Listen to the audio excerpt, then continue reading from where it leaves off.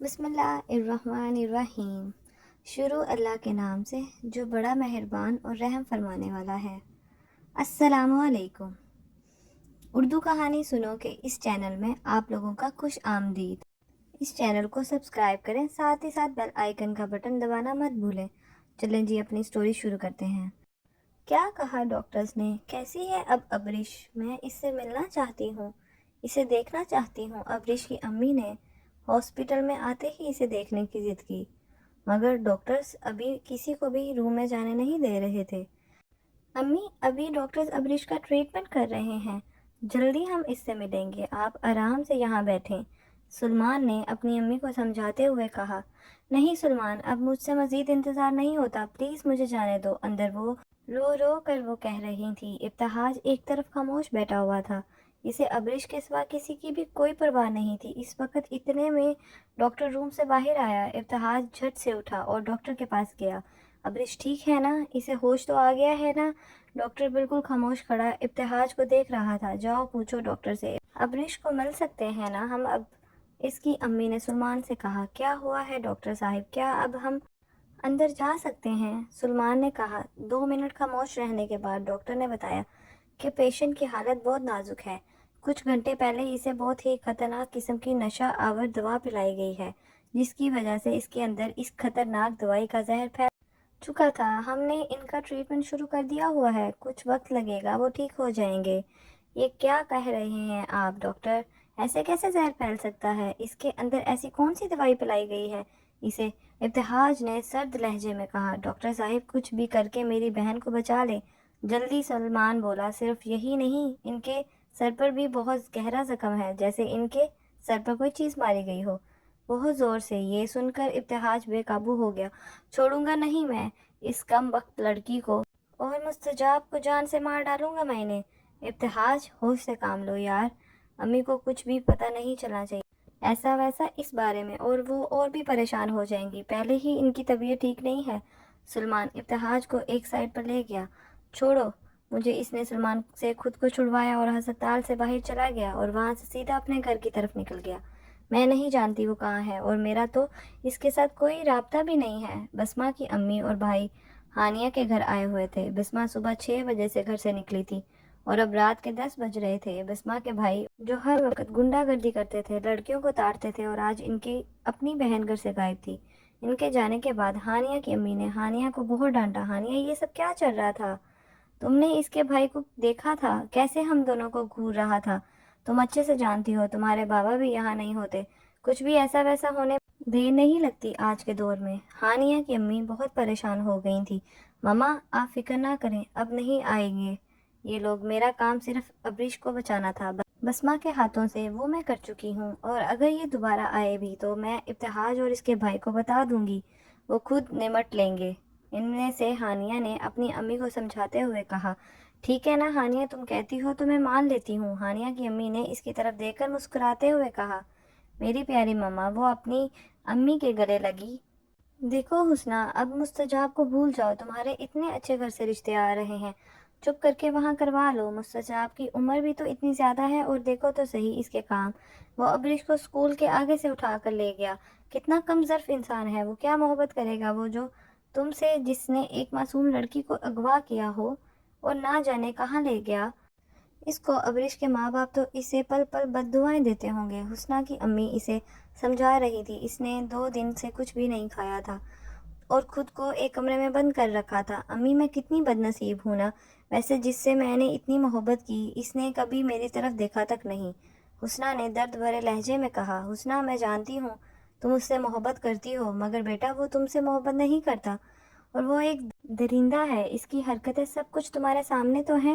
صحیح کہہ رہی ہیں آپ امی، وہ ایک بے حس انسان ہے، میں ہی پاگل بھی تھی جو اس سے محبت کر بیٹھی تھی، اس کی دلہن بننے کا سوچتی تھی، اس کے دل پر، اس کے گھر پر راج کرنے کا سوچتی تھی۔ حسنہ کی امی نے اسے اپنے سینے سے لگا لیا۔ تمہارے لیے اللہ نے بہت بہترین فیصلہ کر رکھا ہے، فاطمہ کو دیکھو کیسے تمہارے لیے ارسلان سے اور اس کے گھر والوں سے لڑتی ہے، میں نہیں چاہتی کہ اس کا گھر خراب ہو۔ امی آپ آپی سے کہہ دیں کہ اب وہ اس بارے میں کوئی بھی کسی سے بات نہیں کریں گی، اور اب میں جو بھی رشتہ آئے گا، آپ لوگوں کی جو مرضی ہوگی، آپ لوگ جیسا کہیں گے میں ویسا ہی کروں گی۔ حسنہ کی آنکھوں سے آنسو بہہ رہے تھے۔ اللہ تمہیں صبر دے میری بیٹی۔ کہاں ہے وہ آپ کا بیٹا؟ کہاں ہے وہ لڑکی؟ ابتہاج نے گھر میں داخل ہوتے ہی اپنے ابو کی طرف دیکھتے ہوئے کہا، جو پریشان حال بیٹھے تھے۔ ارسلان نے ان دونوں کو اسٹور میں باندھ کر رکھا ہے، جاؤ جو دل کرتا ہے تمہارا کر لو مستجاب کے ساتھ، میں نہیں روکوں گا تمہیں، اس کے ابو نے دھیمے لہجے میں کہا۔ ابو، ان دونوں نے ابریش کو نشہ آور خطرناک دوائیاں پلائی ہیں، وہ سارا زہر اس کے اندر پھیل گیا ہے، اس کی حالت بہت نازک ہے ابو۔ وہ یہ کہتا ہوا اپنے ابو کے ساتھ لپٹ گیا۔ ابتہاج وہ لڑکا تھا جس نے کبھی کسی کے لیے ایک آنسو بھی اپنی آنکھ سے باہر نہیں آنے دیا تھا، اور آج وہ اپنی محبت اپنی ابرش کے لیے تڑپ رہا تھا۔ یہ کیا کہہ رہے ہو تم؟ زہر کیسے پھیل گیا؟ ایسی کون سی دوا دے دی انہوں نے؟ ایسا کیسے ہو سکتا ہے؟ اس کے ابو اور زویا حیرانگی سے بولے۔ پتہ نہیں ابو، ڈاکٹرز نے یہی بتایا ہے۔ ابتہاج، آ گئے تم؟ ابھی کیسی ہے ابرش کی طبیعت؟ ہوش آ گیا ہے نا اسے؟ ارسلان اپنے کمرے سے نکل کر آیا۔ نہیں بھائی، وہ ٹھیک نہیں ہے، آپ جلدی سے ہاسپٹل پہنچے، میں ذرا ان درندوں سے نمٹ کر آیا۔ یہ کہہ کر ابتہاج اسٹور میں گیا۔ اسٹور میں داخل ہوتے ہی ابتہاج نے پھر سے مستجاب کو مارنا شروع کر دیا۔ ابتہاج، بس کرو، ایسے بے حس انسان کو مارنے کا کوئی فائدہ نہیں ہے، ارسلان اور اس کے ابو نے کہا۔ نہیں ابو، میں اس کو نہیں چھوڑوں گا، بہت تڑپاؤں گا، میں اسے بتاؤں کون سی دوا پلائی تھی اس نے ابرش کو؟ یہ تم کیا کہہ رہے ہو؟ میں نے اسے کوئی دوا نہیں پلائی۔ جھوٹ جھوٹ جھوٹ جھوٹ بول رہے ہو تم نے اس کے سر پر بھی کوئی چیز ماری ہوئی ہے۔ ابتہاج نے اس کے منہ پر تھپڑ مارتے ہوئے کہا، میرا یقین کرو، میں نے اسے کوئی نقصان نہیں پہنچایا، اس کے پاس یہ لڑکی رہتی تھی، ہر وقت میں تو بہت کم جاتا تھا وہاں پر۔ ابتہاج بسمہ کے پاس جا کر کھڑا ہو گیا۔ تم نے نقصان پہنچایا ہے نا میری ابرش کو؟ تم نے اسے کیا پلایا تھا؟ بتاؤ مجھے، کیا چیز ماری تھی تم نے اس کے سر پر؟ جواب دو مجھے۔ ابتہاج، مجھے معاف کر دو، مجھ سے غلطی ہو گئی، میں تم سے بہت محبت کرتی ہوں، تمہیں کھونا نہیں چاہتی تھی، اس لیے میں نے یہ سب کیا، پلیز مجھے معاف کر دو، اس نے ابتہاج کے پاؤں کو ہاتھ لگاتے ہوئے کہا۔ جیسے ہی اس نے ابتہاج کے پاؤں کو ہاتھ لگایا، وہ جھٹ سے پیچھے ہو گیا۔ یاد رکھنا، تم بھی ایک لڑکی ہو اور تم نے ایک معصوم لڑکی پر ظلم کیا ہے، جیسے آج تم نے اس پر ظلم کیا ہے، کل کو تم پر بھی کوئی ایسے ہی ظلم کرے گا۔ وہ تو بے ہوش تھی، مگر یاد رکھنا اللہ سب دیکھ رہا ہے، اور جو تم نے اس کے ساتھ کیا ہے وہ بھی اللہ دیکھ چکا ہے، اور جہاں تک رہی تمہاری میرے لیے محبت، تو میں تمہاری محبت پر تھوکتا بھی نہیں ہوں، لعنت بھیجتا ہوں میں تمہاری محبت پر۔ میں نے آج تک کسی عورت پر ہاتھ نہیں اٹھایا، نہ ہی میرے ماں باپ نے میری ایسی تربیت کی ہے، نہ ہی میرا ضمیر یہ گوارا کرتا ہے۔ ابتہاج نے تلخ لہجے میں اسے گھورتے ہوئے کہا، جو کرنا ہے کریں اس کے ساتھ، یہ مجھے اس گھر میں نظر نہ آئے اب۔ ابتہاج یہ کہہ کر وہاں سے چلا گیا۔ ابتہاج، رکو، مت کرو میرے ساتھ ایسا، میں مر جاؤں گی، کیوں تمہیں میری محبت نظر نہیں آ رہی؟ وہ چیختی رہی۔ خاموش ہو جاؤ لڑکی، کتنے پیسے دے دیے تھے تمہیں مستجاب نے یہ سب کرنے کے لیے؟ ارسلان نے غصے سے اس کی طرف دیکھتے ہوئے کہا، کوئی پیسہ نہیں دیا مجھے اس نے، میں سچی محبت کرتی ہوں ابتہاج سے، آپ لوگ سمجھ کیوں نہیں رہے؟ وہ روتی ہوئی بولی۔ آگے سے اس کے باپ نے بولا، اپنے گھر کا ایڈریس دو مجھے، یا اپنے کسی گھر والے کا فون نمبر دو، انہیں بھی تو پتہ چلے ان کی بیٹی نے کیا کارنامہ سر انجام دیا ہوا ہے۔ نہیں پلیز، میرے گھر والوں کو کچھ مت بتانا، میرے باپ بھائی مجھے جان سے مار ڈالیں گے، انہیں بتانے سے بہتر ہے آپ لوگ میرا گلا دبا کر مجھے یہاں پر ہی مار دو، خاموشی سے اپنے گھر والوں کا نمبر دو مجھے، سمجھ نہیں آئی تمہیں؟ سائڈ پر مستجاب بے حال پڑا ہوا تھا، کسی کو بھی اس پر رحم نہیں آ رہا تھا۔ ابو، کہاں جا رہے ہیں آپ؟ زویا نے کہا۔ میں ہاسپٹل جا رہا ہوں بیٹا، اس کے ابو نے جواب دیا۔ ابو، مجھے بھی جانا ہے، پلیز منع مت کیجیے گا، میں بھی ابرش کو دیکھنا چاہتی ہوں، زویا دھیمے لہجے میں بولی۔ اچھا ٹھیک ہے، آ جاؤ تم بھی ساتھ۔ زویا اور اس کے ابو ہاسپٹل جانے کے لیے نکل گئے۔ ابتہاج کی گاڑی بھی ان کے گاڑی کے آگے ہی تھی۔ ہاسپٹل میں پہنچتے ہی ابتہاج ڈاکٹر سے ملا اور اسے سب بتایا کہ اس نام کی دوا ابرش کو دی گئی ہے۔ کچھ دیر کے بعد خبر ملی کہ ابرش کو ہوش آ گیا ہے۔ یہ سنتے ہی وہ سب سے پہلے بھاگتے ہوئے روم میں گیا۔ ابرش کی امی تو اسے بس چوم رہی تھیں اور رو رہی تھیں۔ امی امی، ابرش نے تھوڑی سی آنکھیں کھولی، اپنی امی کو پکارا اور پھر سے آنکھیں بند کر لی۔ مامی جان بس کریں، روئیں نہیں، زویا نے ان کے کندھے پر تھپکی دیتے ہوئے کہا۔ سلمان اور اس کے ابو بھی ابرش کو دیکھے جا رہے تھے، ان کی آنکھوں کا سکون ان کے سامنے جو آ گیا تھا۔ ابتہاج کو جب معلوم ہوا کہ ابرش کو ہوش آ گیا ہے تو وہ فوراً مسکراتا ہوا روم میں گیا۔ ابرش وہ اس کی طرف بڑھتا ہوا بولا۔ اس نے ماتھے پر سے بالوں کو ہٹاتے ہوئے اس کی آنکھوں سے موتیوں کی مانند آنسو بہنے لگے اور وہ آنسو ابریش کے ماتھے پر جا گرا۔ مامی جان میری بات سن لیں، جیسے ہی ابریش کو صحیح سے ہوش آئے گا آپ لوگ میرا اور ابریش کا فوری طور پر نکاح کروائیں گے۔ اب میں مزید انتظار نہیں کروں گا اور جو کوئی بھی ابریش اور میرے بیچ میں آنے کی کوشش کرے گا کاٹ ڈالوں گا میں اسے۔ دونوں کے گھر میں سب جان چکے تھے کہ یہ دونوں ایک دوسرے سے کتنی محبت کرتے ہیں اور سب ان دونوں کا ہی آپس میں رشتہ بھی کرنا چاہتے تھے۔ ابریش کی امی نے ابتہاج کے کندھے پر تھپکی دی۔ اس وقت وہ اپنی بیٹی کو خود سے دور ہرگز نہیں کرنا چاہتی تھی۔ شاید وہ لوگ اس وقت شادی کا فیصلہ بدل چکے تھے۔ ابریش میں تمہارے پاس کھڑا ہوں، آنکھیں کھولو نا۔ ابتہاج اسے دیکھتا ہوا بولا۔ میں جب یہاں کھڑا ہوں، اس نے ایک بار بھی آنکھیں کھول کر میری طرف نہیں دیکھا۔ آپ لوگ تو کہہ رہے تھے ہوش آ گیا ہے اسے۔ ابریش زور زور سے سانس لینے لگی۔ ڈاکٹر کو بلاؤ جلدی سے، یہ سانس لینے میں مشکل ہو رہی ہے اسے۔ وہ سب ڈر گئے تھے۔ سلمان نے فوراً ڈاکٹر کو بلایا۔ آپ سب لوگ کمرے سے باہر چلے جائیں۔ ڈاکٹر نے ان سب کو کمرے سے باہر نکال دیا۔ جلدی سے انہیں ICU میں لے کے جایا جائے، ان کا سانس بند ہو رہا ہے۔ وہ لوگ جلدی سے اسے ICU میں لے گئے۔ ابتہاج کا دل باہر آنے کا ہوا تھا۔ اسے اس وقت کچھ بھی نہیں سمجھ آ رہی تھی وہ کیا کرے۔ اس کا دل زور زور سے دھڑک رہا تھا۔ ابریش کی امی کا رو رو کر برا حال ہو گیا تھا۔ مامی جان سنبھالے خود کو، کیا قصور ہے میری بچی کا جو وہ اتنا سب برداشت کر رہی ہے؟ کیا قصور ہے اس کا؟ مامی جان کوئی قصور نہیں ہے اس کا، اللہ اسے برباد کرے، اس کی حالت جس نے اس طرح اس کو یہاں تک پہنچایا ہے، زویا نے سرد لہجے میں کہا۔ ڈاکٹرز نے 24 گھنٹے کا ٹائم دیا ہے، اس دوا کا اثر ابریش کے اندر ابھی بھی بہت زیادہ ہے، سلمان نے ہارے ہوئے لہجے میں اپنی امی کو آ کر بتایا۔ یہ تم کیا بول رہے ہو؟ دماغ تو ٹھیک ہے نا تمہارا؟ ایسا نہیں ہو سکتا، ابریش بالکل ٹھیک ہے، ڈاکٹر صرف بکواس کر رہے ہیں اور کچھ بھی نہیں ہے، ہمیں ان کی باتوں میں نہیں آنا چاہیے۔ اٹھو تم جلدی کرو، ہم ابریش کو گھر لے کر چلتے ہیں۔ میں خود اپنی بیٹی کا خیال رکھوں گی، اسے اچھے اچھے کھانے کھلاؤں گی، نہ تو وہ خود ہی ٹھیک ہو جائے گی۔ سلمان خاموشی سے بے بسی سے اپنی امی کو بس دیکھ رہا تھا۔ سلمان تمہیں میری بات سمجھ میں کیوں نہیں آ رہی؟ میں تم سے کہہ رہی ہوں نا، اٹھو اور چلو ابریش کو گھر لے کر چلتے ہیں، اس کی امی نے سلمان کا بازو پکڑ کر جھنجھوڑتے ہوئے کہا۔ سلمان جھٹ سے اپنی امی کے سینے سے لگ کر رونے لگ گیا۔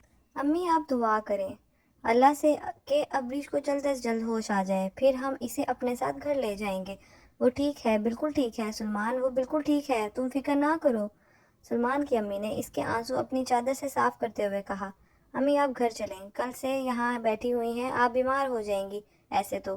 نہیں سلمان، میں نہیں جاؤں گی، جب تک تم لوگ ابریش کو نہیں لے کے جاؤ گے میں بھی یہاں سے کہیں نہیں جاؤں گی۔ میری پیاری امی ضد نہ کریں، جلدی سے ابو کے ساتھ گھر جائیں اور جا کر آرام کریں، کچھ کھائے پئیں۔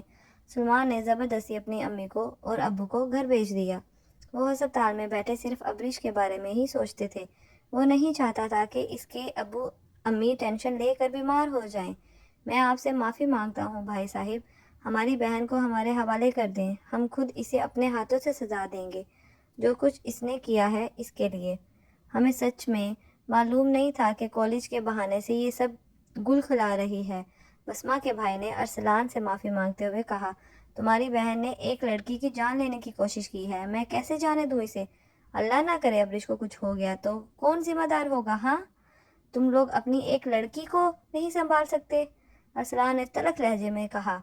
ہم کو کیا معلوم تھا کہ یہ گلی سے کہیں اور نکل جاتی ہے؟ اگر ہمیں معلوم ہوتا تو بات یہاں تک نہ پہنچتی کبھی بھی۔ ارسلان بسمہ کو لے کر آیا جو نڈھال بھی تھی، اپنے بھائی کو وہاں دیکھ کر جیسے اس کا سانس رک گیا ہو۔ اس کے بھائی نے اسے گھورتے ہوئے دیکھا۔ شرم نہیں آئی تجھے؟ کمبخت، پڑھائی کے نام پر یہ سب کر رہی تھی تو؟ ہم نہ جانے کیسے تیری فیس بھر رہے تھے کالج کی اور تو یہ سب کر رہی تھی؟ ایک لڑکی کو مارنے کی کوشش کی تو نے۔ اس کے بھائی نے اسے بالوں سے پکڑا اور دور پرے دھکا دے دیا۔ بھائی مجھے معاف کر دو، مجھ سے غلطی ہو گئی، تم جو سزا دو گے مجھے قبول ہوگی، لے جاؤ اسے یہاں سے اور آئندہ یہ نظر نہ آئے ہمیں۔ ارسلان نے سخت لہجے میں بسمہ کی طرف دیکھتے ہوئے کہا۔ چل جلدی یہاں سے، تیرا علاج میں گھر جا کر کرتا ہوں۔ اس کا بھائی اسے کسی ہوا کی طرح وہاں سے لے کر چلا گیا۔ ارسلان اٹھا اور اسٹور روم میں چلا گیا۔ اس نے وہاں جا کر مستجاب کے ہاتھ پیر کھول دیے۔ اب تم جا سکتے ہو، جہاں پر بھی جانا چاہ سکتے ہو، اس گھر سے اور ہماری زندگیوں سے اب تمہارا کوئی تعلق نہیں۔ بہت دکھ دیا ہے تم نے ہمیں، امی ابو کو، بلکہ سب کو، ارسلان کے کہہ کر وہاں سے چلا گیا۔ مستجاب بے حال پڑا تھا، ہمت کر کے وہ اٹھا اور وہاں سے باہر گیا۔ زویا باہر ٹی وی لانچ میں بیٹھی امی کے ساتھ بیٹھی تھی۔ مستجاب کی امی بھی بہت بیمار تھیں، انہیں بھی اس کے بارے میں کچھ بھی معلوم نہ تھا۔ ارسلان نے انہیں ابھی صرف یہی بتایا تھا کہ مستجاب ابرش کو واپس لے آیا ہے، اس کے علاوہ کچھ بھی نہیں جانتی تھی کہ کیا ہو رہا ہے گھر میں۔ اس کا جواب سن کر آتے ہوئے قدموں کے ساتھ اسٹور روم سے باہر آیا تو اس کی امی کی نظر مستجاب پر پڑی۔ مستجاب، وہ جھٹ سے بولی۔ زویا کتاب میں مشغول بھی تھی، اس نے فوراً کتاب بند کی اور یہاں وہاں دیکھنے لگی۔ میرے اللہ، تم کیوں آئے ہو امی کے سامنے؟ زویا چیخی۔ کیا ہوا ہے اسے اور یہ ایسے کیوں چل رہا ہے؟ اسٹور میں یہ کیا کر رہا تھا؟ یہ وہاں سے نکل کر کیوں آیا ہے؟ وہ حیرانگی سے بولی۔ وہ آہستہ آہستہ چلتا ہوا اپنی امی کے پاس آ کر بیٹھ گیا۔ مجھے معاف کر دیں امی، میں نے بہت غلط کیا آپ سب کے ساتھ، اس نے اپنے دونوں ہاتھ جوڑتے ہوئے کہا۔ مستجاب، بیٹا ایسے نہیں کہو، میں جانتی ہوں تم شرمندہ ہو اپنے کیے پر، مگر تم نے بہت اچھا کیا جو تم ابرش کو واپس چھوڑ آئی اس کے اپنے گھر۔ ابھی چلے بس کریں نا، اب آپ کی دعا کا ٹائم ہو گیا ہے، کمرے میں چلتے ہیں۔ زویا زبردستی اپنی امی کو کمرے میں لے گئی، اس سے پہلے کہ وہ اب کوئی اور بات کرتا۔ لگتا ہے امی ابھی کچھ بھی نہیں جانتی، مگر میں امی کو سچ بتا کر ہی رہوں گا۔ وہ بڑبڑاتا ہوا اٹھ کر اپنے کمرے میں چلا گیا۔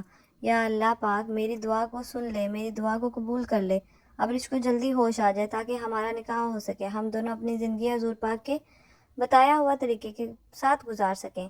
میرے مولا، ابتہاج نے نماز کے بعد نفل ادا کر کے ابرش کے لیے دعا کی۔ اسے ابرش کے علاوہ دوسرا کوئی نظر نہیں آتا تھا۔ وہ مسجد سے نکلا اور سیدھا ہاسپٹل کے لیے نکل گیا۔ ہاسپٹل میں جا کر وہ ICU روم کے باہر بیٹھ گیا اور ابرش کے ہوش میں آنے کا انتظار کرنے لگا۔ کب تک بیٹھے رہو گے ایسے؟ سلمان نے ابتہاج کے پاس بیٹھے ہوئے کہا۔ جب تک ابرش کو ہوش نہیں آئے گی تب تک، ابتہاج نے جواب دیا۔ آرام سے گھر جاؤ، آرام کرو اور کچھ کھا بھی لو۔ کب تک ایسے بھوکے پھرتے رہو گے؟ پہلے ابرش کو ہوش تو آ جائے، وہ پہلے جیسی تو ہو جائے، پھر سب کچھ ہو جائے گا۔ میں آرام بھی کر لوں گا اور کچھ کھا بھی لوں گا۔ اور میں تمہیں بتا رہا ہوں سلمان، جیسے ہی ابرش کو ہوش آئے گی میں اس سے نکاح کر لوں گا، میں اسے اپنے گھر لے جاؤں گا اور اس کا خود خیال رکھوں گا۔ میں اس کا نام اپنے نام کے ساتھ جوڑ لوں گا تاکہ کوئی بھی اس کی طرف آنکھ اٹھا کر نہ دیکھے۔ ابتہاج سرد لہجے میں بولا۔ سلمان بس خاموشی سے اس کی طرف دیکھتا ہوا اس کی باتیں سن رہا تھا۔ فاطمہ، آج تم بھی ارسلان کو کال کرو گی اور اس کے ساتھ گھر چلی جاؤ گی۔ میں تم دونوں کے گھر ہنستے بستے دیکھنا چاہتا ہوں۔ امی بالکل ٹھیک کہہ رہی ہیں، آپ ہی پرسوں میرا نکاح ہے اور میں چاہتی ہوں آپ ارسلان بھائی کے ساتھ خوشی خوشی شرکت کریں۔ حسنہ نے کہا۔ وہ ویسے تو اندر سے بہت ٹوٹ چکی تھی، مگر اس نے اب حقیقت کو تسلیم کر لیا تھا اور اپنی امی کو بات منوا لی تھی اور ان کی مرضی کے رشتے کو قبول بھی کر لیا تھا۔ 2 دن کے بعد اس کا نکاح تھا۔ ٹھیک ہے امی، آپ کہیں، میں تھوڑی دیر میں ارسلان کو کال کرتی ہوں، وہ فیکٹری سے واپسی پر مجھے لے جائیں گے اپنے ساتھ گھر۔ فاطمہ نے کہا۔ تیری ہمت کیسے ہوئی اس لڑکے کے ساتھ عشق لڑانے کی؟ تجھے ہم پڑھنے کے لیے بھیجتے تھے یا یہ عشق مشوقی لڑانے کے لیے؟ ہاں بول۔ بسمہ کے ابو نے اس کے منہ پر تھپڑ مارتے ہوئے کہا۔ وہ ہر وقت نشے میں رہتا تھا، آج جب معلوم ہوا کہ بیٹی نے یہ کارنامہ سر انجام دیا ہے تو مارنے چلے آیا۔ اصل میں وہ اپنی طرف سے باپ ہونے کا فرض نبھانے آیا تھا۔ بسمہ کے بھائی نے اس کے دونوں ہاتھ باندھ دیے اور کمرے میں بند کر دیا۔ خبردار، میری اجازت کے بغیر کوئی اس کمرے میں گیا تو۔ اے ماں، تو بھی یہ رونا دھونا بند کر اس لڑکی کے پیچھے جس میں ہماری عزت کی کوئی پرواہ ہی نہیں کی۔ نہ یہ ہماری بہن ہے اور نہ ہی یہ تیری بیٹی ہے، آج سے سمجھی تو؟ بسمہ کی ماں سے اپنی بیٹی اس حال میں دیکھی نہیں جا رہی تھی۔ سچ تو یہی ہے کہ ایک بیٹی کا دکھ صرف اس کی ماں ہی سمجھ سکتی ہے پوری دنیا میں۔ میں یہاں پر کیوں رہ رہا ہوں جب سب نے میرے ساتھ تعلق ہی ختم کر دیا ہے؟ اب میرے یہاں پر رہنے کا کوئی فائدہ نہیں، مجھے یہاں سے چلے جانا چاہیے ہمیشہ کے لیے۔ ابرش کی زندگی مشکل میں ہے اس وقت، صرف اور صرف میری وجہ سے ہے۔